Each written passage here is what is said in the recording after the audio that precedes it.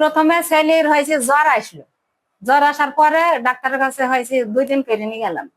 2 দিন করে নিয়ে যাওয়ার পরে ছেলে আরো বেশি হয়ে যায়। বেশি হয়ে যাওয়ার পরে আমি বলছি আবার ডাক্তারের কাছে নিয়ে যাবো, যে ডাক্তারের কাছে ওষুধ নিয়ে আসা হয়েছে সে ওষুধ আমি বলছি নিয়ে যাই ঘুরে দিয়ে, আমি বলছি চাইলে তার ওষুধে কাজ করবে না, হাসপাতালে নিয়ে যায়।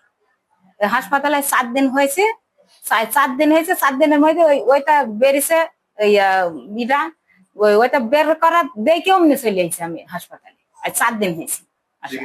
তারপরে চিকিৎসা আল্লাহর রহমতে ভালোই হয়েছে। ভালো নাইলে আমার ছেলে সুস্থ হইতো না। ছেলে এখন আল্লাহর রহমতে ভালোই আছে। আমার বাচ্চার ঈদের বিকাল থেকে জ্বর, জ্বরে থেকে হলো বমি, বমি থেকে হলো পায়খানা, পায়খানা থেকে হাম দেখা গেল।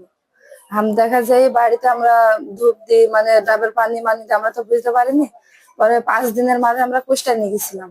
কুষ্টায় যাই পরীক্ষা নিরীক্ষা করে হামের ঈদে আমরা কালকে রাতে 9টার দিকে কুষ্টায় থেকে এসে ভর্তি করেছি।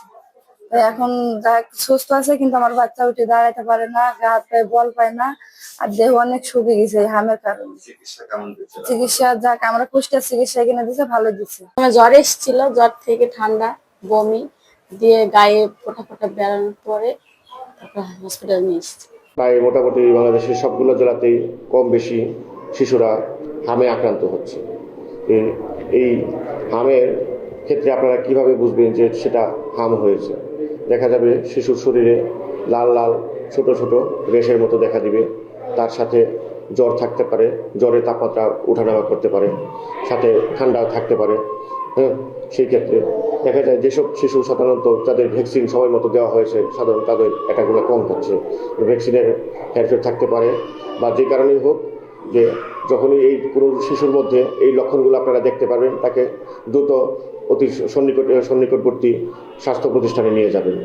আচ্ছা, আর আমরা প্রিভেন্টিভ মেজার হিসাবে, অর্থাৎ প্রতিরোধকমূলক উপায় হিসাবে বাচ্চাদেরকে ভিটামিন এ ক্যাপসুল 50,000 ইউনিটের প্রতিদিন একটা করে পরপর 2 দিন 2টা খাওয়াতে পারি।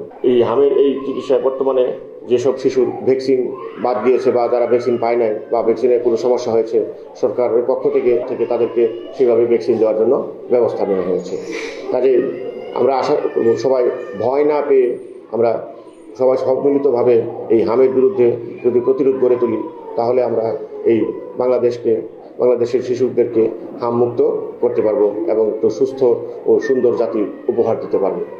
বর্তমানে আলাদাভাবে হামের রোগীদের জন্য আইসোলেশন ওয়ার্ড তৈরি করা হয়েছে এবং তাদের জন্য আলাদা চিকিৎসার ব্যবস্থা করা হয়েছে, এবং তাদেরকে সার্বক্ষণিক যে আমরা যাতে সুপারভিশন করতে পারি সেই জন্য চিকিৎসকভাবে আলাদাভাবে নির্দেশনা দেওয়া হয়েছে। সর্বোপরি একজন হাম আক্রান্ত শিশুকে তার চিকিৎসাকালীন সময়ে যেসব ব্যবস্থা নেওয়া প্রয়োজন তার সবগুলো ব্যবস্থায় আমরা নেওয়ার চেষ্টা করেছি এবং আমরা শতভাগ চেষ্টা করে যাচ্ছি।